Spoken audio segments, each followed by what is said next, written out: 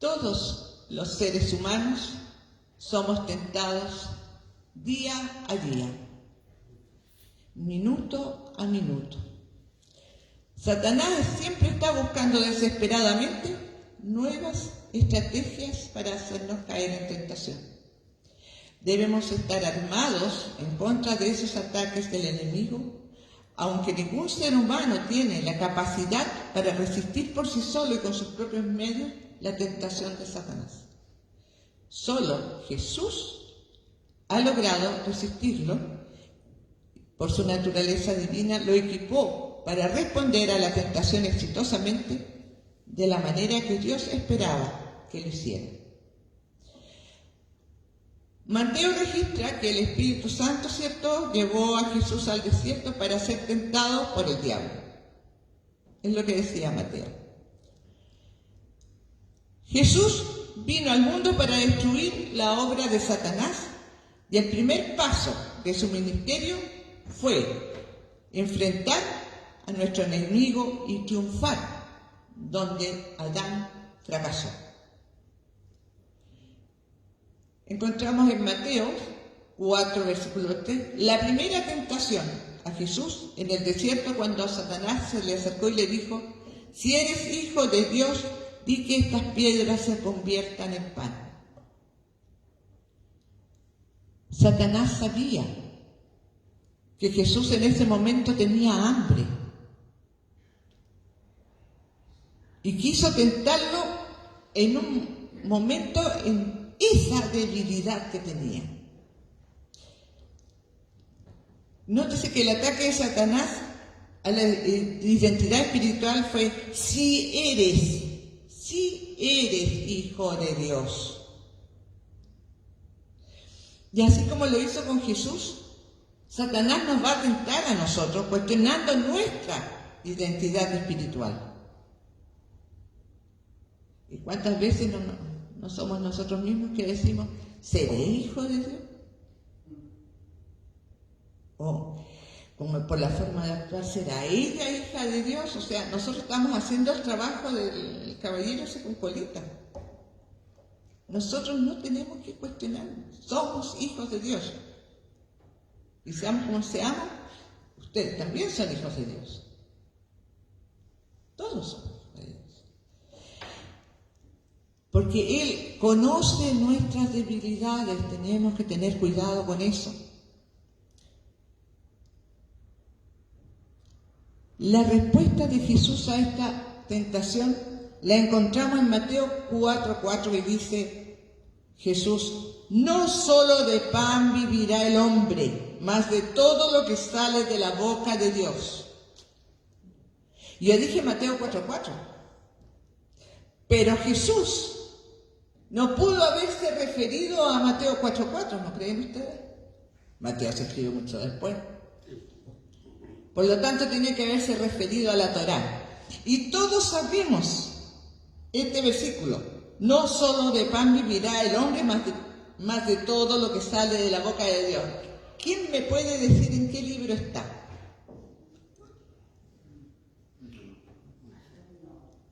¿No? Deuteronomio.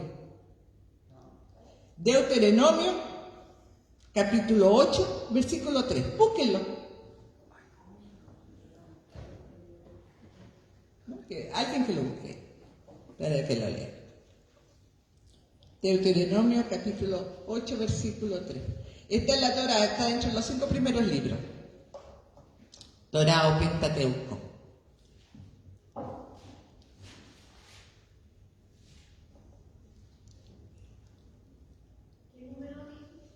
Deuteronomio 8, versículo 3.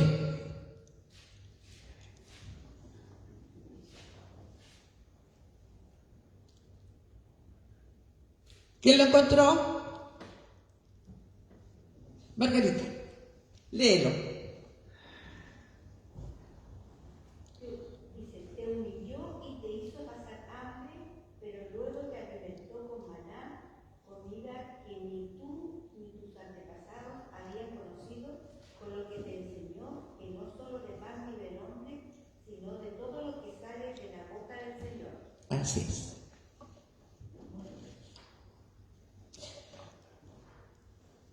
¿Vieron?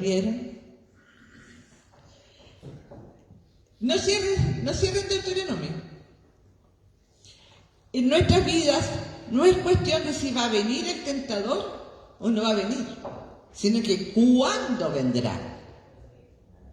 Porque va a venir, siempre va a venir.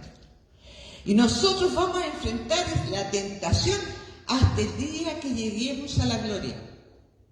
O sea, toda la vida hasta que estemos en los brazos de Cristo. Hay un teólogo que se llama Charles Spurgeon que dijo: pero hagamos lo que hagamos, siempre seremos tentados. Dios tuvo un hijo sin pecado, pero nunca tuvo un hijo sin tentación. Cuando Satanás dice, si eres hijo de Dios, no estaba cuestionando la deidad de Jesús. Él lo estaba desafiando a que lo probara o demostrara por medio de obras milagrosas. Porque una obra milagrosa es convertir el pan, las piedras en pan, ¿o no? No se trataba de rechazar la ayuda sobrenatural, se trataba de someterse al tiempo de su Padre y a su voluntad en todo. Jesús dice, escrito está, demostrando que confiaba en el poder y la verdad de la palabra de Dios. Él estaba dispuesto a pelear esa batalla como hombre, no como deidad, como hombre. Él pudo fácilmente haber reprendido a Satanás, pero le resistió en una manera que nosotros podemos imitar e identificarnos. ¿Por qué podemos imitarlo? Porque Él usó un arma que podemos usar nosotros, aun cuando estamos solos. Él usó esta misma arma para defender su filiación. Y Él usó esta arma porque Él la entendía. Cuando dice, no solo de pan vivirá el hombre, sino de toda palabra que sale de la boca de Dios. ¿Cuál fue esa arma que usó Jesús y que también podemos usar nosotros? La Biblia.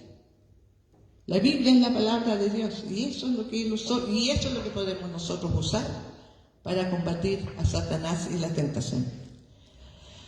Nosotros resistimos la tentación efectivamente de la misma manera que Jesús, contrarrestando las mentiras seductoras de Satanás y usándolas con la verdad de Dios. Si somos ignorantes de la verdad de Dios, estamos pobremente armados en la pelea en contra de la tentación. En la segunda tentación, vamos a pasar a la segunda, Satanás intenta promover la arrogancia. Tal cual lo hizo con Eva en el jardín de Edén, cuando trató de convencerla que podía desobedecer el mandato de Dios sin consecuencias. Tú leíste Génesis y decía, no morirás, le dice. A Jesús lo condujo al punto más alto del templo y le dijo, si eres el Hijo de Dios, tírate al suelo porque está escrito que Él mandará a sus ángeles acerca de ti y los ángeles no te van a dejar caer, ellos te sostendrán en sus manos. Satanás usa una verdad para crear una mentira.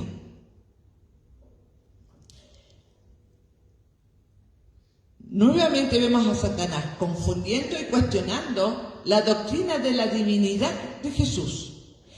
Esta es una estrategia que aún hoy en día sigue usando. El diablo trata de confundir a todos los creyentes sobre su identidad en Cristo y sobre si Jesús es verdaderamente el Hijo de Dios. Tu mejor reacción debe ser seguir el ejemplo de Jesús y cortar de inmediato a Satanás. Y esto lo vemos en la respuesta cuando dice en Mateo 4:7, no tentaréis a Jehová vuestro Dios. Pero eso lo dice Mateo. Y él contestó con un versículo otra vez tenemos a Deuteronomio, capítulo 6, versículo 16.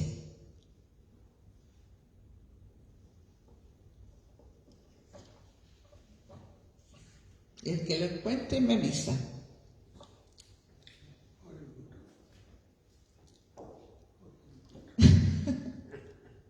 ¿Quién lo encontró? Deuteronomio, capítulo 6, versículo 16. Por eso les dije que no cerrarán el libro de Deuteronomio. ¿Quién lo encontró? Ya, Jorge, léelo. No pongas a prueba al Señor tu Dios, porque lo hiciste en Masá. No tentarás al Señor tu Dios. Satanás apela al deseo dentro de cada hombre a sentir la aprobación de Dios y a tener esa aprobación demostrada públicamente. O sea, que todos sepan que yo soy hijo de Dios, pero no por lo que yo hago, sino que Dios mismo diga, este es mi hijo de... Estamos tentando al Señor en forma fea. El diablo también puede usar esta frase, escrito está. ¿Y ustedes saben por qué? Él cita la Escritura y podemos confiar en que el diablo ha memorizado la Biblia y es un experto al citarla fuera de su contexto y confundir y derrotar a aquellos que tientan. ¿Sí? Porque esta vez el diablo citó el Salmo 91, versículos del 1 al 12, que fueron leídos, ¿cierto? Y lo sacó fuera del contexto para decir, vamos Jesús, si tú haces esto, la Biblia promete que los ángeles te van a rescatar y se va a ser excelente para que los demás te conozcan y te proclamen hijo de Dios. Es tentador. Para nosotros también es tentador cuando nos dicen, oye, el camino que estás tomando tiene muchas curvas, este otro es más recto para llegar al destino, aunque sea más peligroso, pero es más recto. ¿Qué hacemos nosotros? Tomamos el recto. ¿Ya no? Ya aprendimos ya la lección. Aquí Satanás tomó prestado el arma de nuestro Señor cuando dijo, escrito está. Pero no usó la palabra para decir una verdad, porque no estaba en su naturaleza citarlo correctamente. Excluyó las palabras necesarias. En todos tus caminos. Así hizo que la promesa dijera lo que en verdad nunca sugirió. Este texto está falsamente citado porque el diablo excluyó las palabras que te guarden en todos tus caminos. El probar a Dios de esta manera no era el camino de Jesús, no era uno de los caminos del Salvador o Mesías. Dios nunca había prometido tan siquiera dado alguna protección de ángeles en el camino pecaminoso de cualquier persona. La verdad puede ser utilizada para patrocinar las mentiras. Y no hay nada más peligroso para los cristianos que las escrituras malentendidas y mal aplicadas. Porque muchas veces leemos un versículo, pero sacamos el versículo del contexto de lo que realmente está diciendo porque no leemos los versículos anteriores y los posteriores. Y podemos hacerlo, y nos equivocamos. Por lo que es muy importante que para cada cristiano conocer la Biblia por sí mismos, para no ser engañados por cualquiera que cite la Biblia sin exactitud o con una aplicación errónea. Jesús contestó con la Escritura diciendo: escrito está también, no tentarás al Señor tu Dios. Y él la aplicó en forma correcta. Él sabía que el intentar forzar o manipular a Dios Padre hacia una demostración tentaría a Dios, y esto lo prohíben las Escrituras. Esto nos avisa y nos dice que tengamos cuidado con demandar algo espectacular de Dios para comprobar su amor o su cuidado para con nosotros. Él ya nos dio una gran demostración de su gran amor para con nosotros cuando dejó que su Hijo Jesucristo muriera en la cruz por nuestros pecados cuando aún éramos pecadores. El Hijo de Dios y nosotros solamente podemos vivir en una relación de confianza que no necesita ser probada. Jesús conocía la diferencia entre la fe y la arrogancia. Por eso fue que dijo: no tentarás al Señor tu Dios. Vamos a la tercera tentación. Y esta es la más difícil para nosotros también. Aquí Satanás intenta, al igual que lo hiciera con Eva, cuando la tentó para que comiera del árbol de la ciencia del bien y el mal, y le dijo: serás como Dios. La primera vez cuando intentó tentar a Eva, le dice: no morirás. Pero ahora le dice: serás como Dios. Y aquí es donde se tentó Eva. Serás como Dios. Nuevamente intentó la misma estrategia con Jesús. Satanás le mostró a Jesús los reinos del mundo y su gloria. Y le dijo: todo esto te daré si te postras y me adoras. Esencialmente, esta visión invita a Jesús a tomar un atajo a la cruz. Jesús vino a ganar todos los reinos del mundo y la gloria de regreso del dominio de Satanás. Y Satanás se los estaba ofreciendo. Te los doy, adórame, inclínate ante mí, yo te los doy, te doy todo, te doy el mundo, te doy la gloria. Jesús podría poseer todos los reinos del mundo y la gloria y obtenerlos sin soportar la cruz. Tentador. Y para nosotros también, cuando nos ofrecen el mundo, también es tentador. Y no lo analizamos, y no lo vemos, y nos preguntamos. Y de repente caemos en una estafa más o menos. Todo lo que Jesús tenía que hacer era darle a Satanás lo que él había querido desde que se cayó de la gracia de Dios, que era adoración y reconocimiento de parte de Dios mismo.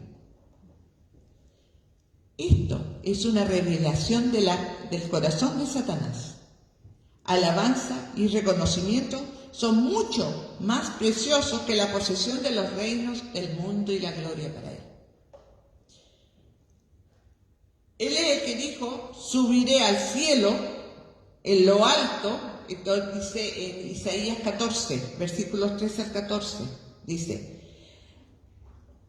subiré al cielo, en lo alto, junto a las estrellas de Dios, levantaré mi trono y en el monte del testimonio me sentaré a los lados del norte, sobre las alturas de las nubes, subiré y seré semejante al Altísimo. Bueno, después que dijo esto, el Señor dijo: ven para acá, te fuiste para abajo. Satanás quería ser como Dios. Satanás tiene autoridad sobre este mundo y sus gobiernos. Y la tentación era real, porque Él posee todos los reinos del mundo y su gloria. Claro está que todas las cosas le pertenecen a Dios, pero Dios permite que Satanás pueda funcionar como el Dios de este mundo, con un propósito. Por esta razón es que el mundo es el desorden que nosotros vemos hoy en día.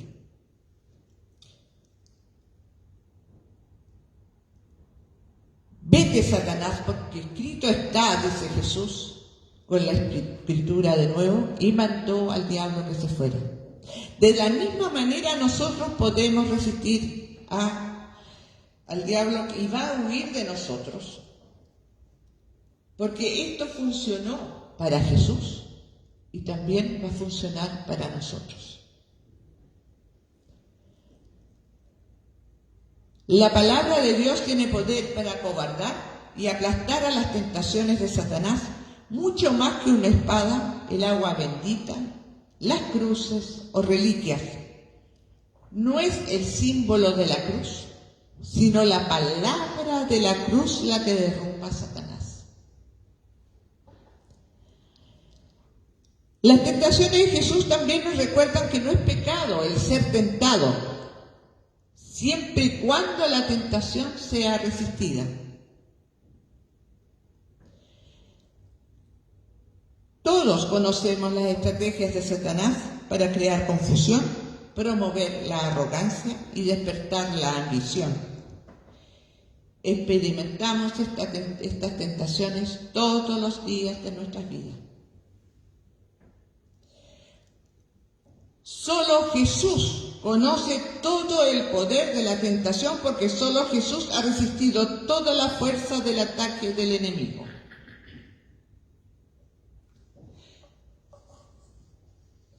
Pero vamos a un plano más humano, más carnal. Y les voy a preguntar. Yo creo que todos hemos visto en algún momento películas de guerra.